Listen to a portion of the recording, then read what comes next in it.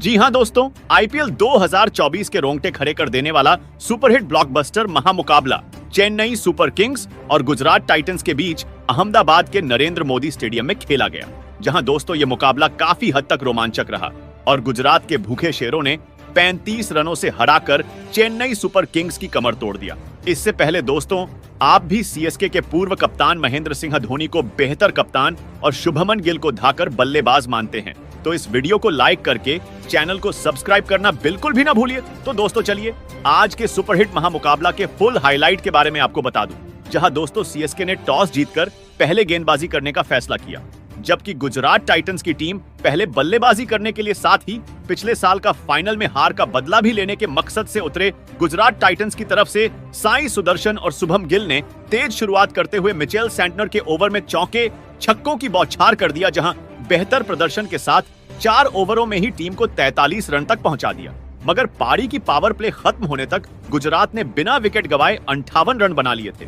दोनों बल्लेबाजों ने अब तक शानदार बल्लेबाजी की। फिलहाल दोस्तों कप्तान शुभमन गिल 13 गेंद में 29 रन और साई सुदर्शन 23 गेंद में 58 रन बनाकर क्रीज पर डटे रहे और साई सुदर्शन ने 9वें ओवर में आईपीएल करियर का 7वां अर्धशतक जरा इस ओवर के बाद गुजरात ने बिना विकेट गंवाए 94 रन बनाने में कामयाब रहे। वहीं शुभमन गिल भी अपना 21वें अर्धशतक के करीब थे, जहां शुभमन गिल 21 गेंदों में 40 रन बनाकर बॉलरों के साथ खेल रहे थे। वहीं चेन्नई के मास्टरमाइंड माही भाई ने सारे बॉलर को आजमा कर देख लिया था, मगर गेंदबाजी की तरफ से कुछ भी रिस्पांस नहीं मिल रहा था। गेंदबाजों ने माही भाई के प्लान पर पानी फेरते हुए विकेट लेने को तरस गए। इसी के साथ 10वें ओवर में गुजरात टाइटंस ने बिना कोई विकेट गंवाए 100 रन का भी आंकड़ा पूरे कर लिए, जहां ताबड़तोड़ बल्लेबाजी के साथ कप्तान शुभमन गिल ने सिर्फ 25 गेंदों में अपना आईपीएल करियर का 21वां अर्धशतक लगाने में सफल रहे, जहां ये उनका इस सीजन में दूसरा अर्धशतक थे। इससे पहले साई सुदर्शन भी अर्धशतक लगा चुके थे। दोनों निडर बल्लेबाजों ने अब तक एक भी विकेट गिरने नहीं दिया। तब 11 ओवर के बाद गुजरात का स्कोर बिना किसी विकेट के 130 रन हो गए थे।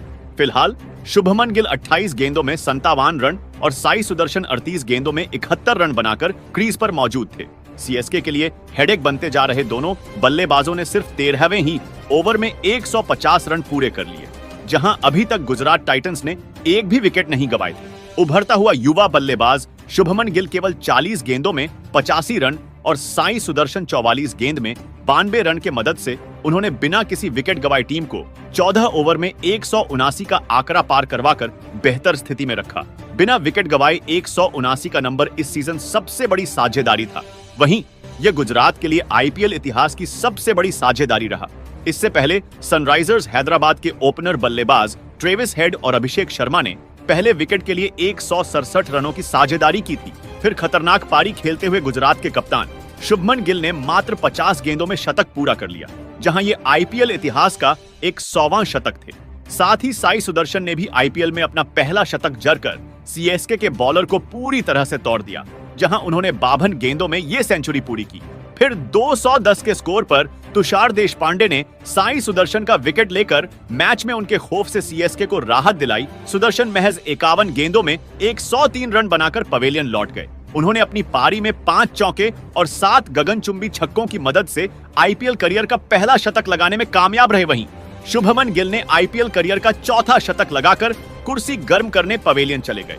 तुषार देशपांडे एक ही ओवर में 2 विकेट झटक कर दोनों बल्लेबाजों को घर का रास्ता दिखाया, जहां 18 ओवर के बाद गुजरात का स्कोर 2 विकेट के नुकसान पर 213 रन थे। फिलहाल क्रीज पर डेविड मिलर और शाहरुख खान सीएसके के बॉलरों को जमकर कुटाई करने के इरादे से डटे रहे।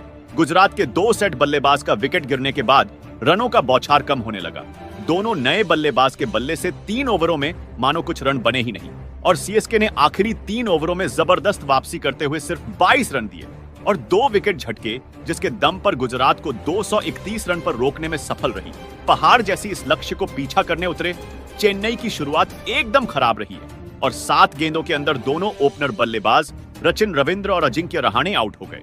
रविंद्र पहले ओवर की आखिरी बॉल पर रन आउट हुए, वहीं इंपैक्ट प्लेयर के तौर पर खेलने उतरे।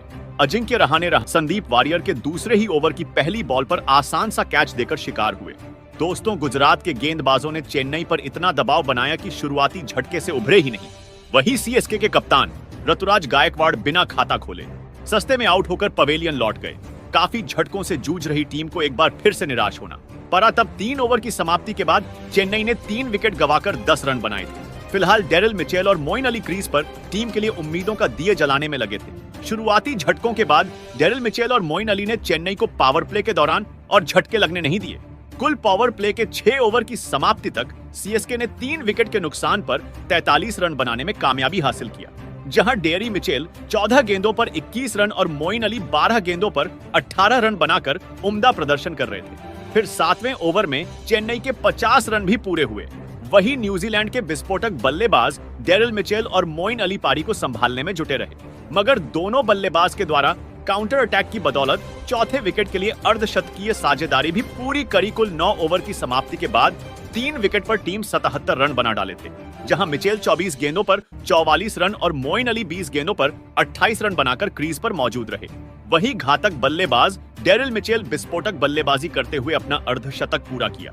उन्होंने मोइन के साथ मिलकर चौथे विकेट के लिए अर्धशतकीय साझेदारी पूरी करते हुए चेन्नई को 10 ओवर में 86 रन ठोककर स्कोर बोर्ड को तहस नहस कर दिया। फिर मोहित शर्मा ने गुजरात को महत्वपूर्ण सफलता दिलाते हुए डेरिल मिचेल को आउट कर चेन्नई को चौथा झटका दिया। वही मिचेल 34 गेंदों पर शानदार 63 रन बनाकर आउट हुए। इसी के साथ मिचेल और मोइन अली के बीच चौथे विकेट के लिए हुई 109 रनों की साझेदारी भी टूट गई। उसके बाद क्रीज पर अब शिवम दुबे बल्लेबाजी के लिए उतरते हैं, जो हाल ही में T20 वर्ल्ड कप के लिए इंडिया टीम में हुआ है, जो कि काफी लंबे लंबे छक्के उड़ाने में माहिर है। मोइन अली ने भी रनों की रफ्तार बढ़ाते हुए नूर अहमद के 1 ओवर में 3 गगनचुंबी छक्के जमाते हैं।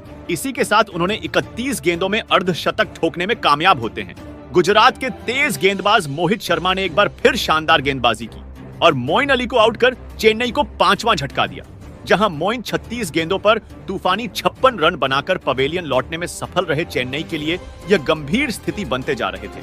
तभी राशिद खान ने एक ही ओवर में रविंद्र जडेजा और मिचेल सैंटनर के विकेट हासिल करके धोनी की टीम को पूरी तरह तोड़ दिया और अब चेन्नई की हार तय दिख रही थी। फिर 8वें नंबर पर बल्लेबाजी के लिए उतरे महेंद्र सिंह धोनी सिर्फ 11 गेंदों पर 1 चौके और 3 लंबे लंबे छक्कों की मदद से 26 रन बनाकर नाबाद लौट जाते हैं, जहां गुजरात ने चेन्नई को 196 रनों पर रोककर 35 रनों से यह मुकाबला जीत लेती है।